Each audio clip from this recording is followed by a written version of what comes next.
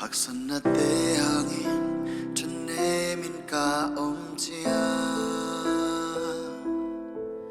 Jinang thei loin kunin ka lai ta Topa hongpia onne min van gik pua kim mio hong pai tol ram na kong pia ring chi Haksanate kempeo Topa'n ong hisaki Kakana o tezo lam na tonong hisaki Topa khutin se planelo Piang thei lo zong om lo ni smi na min kong pa tôi đi Topa'n Sem Thei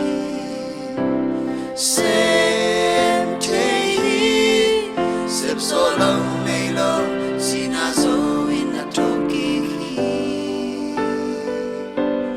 Topa'n Sem Thei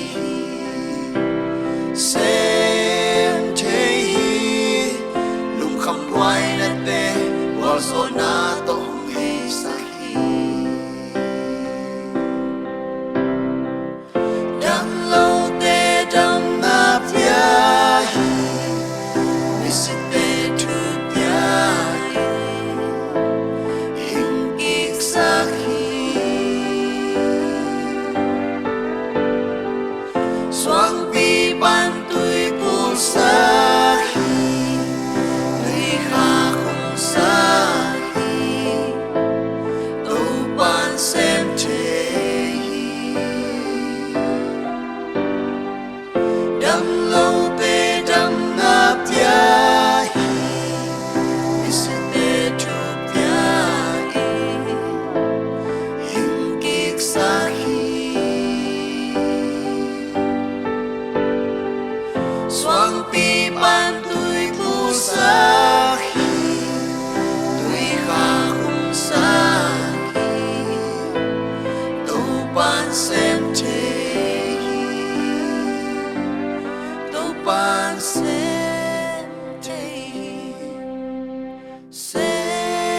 Thei Sep so lâu nay lâu sina so in a toki Topa'n Sem Thei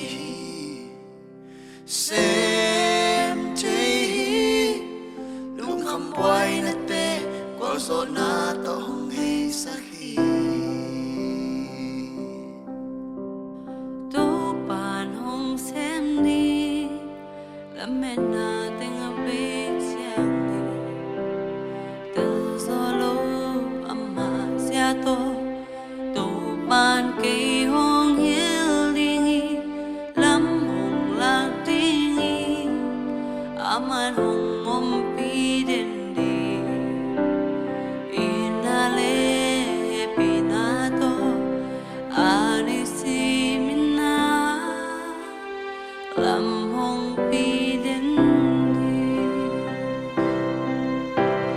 Topa'n hong Sem Thei la men na teng a be chiang ni Tel solo amma sia to Topa'n cây hong hiel ding i lam hong lạc ding i aman hong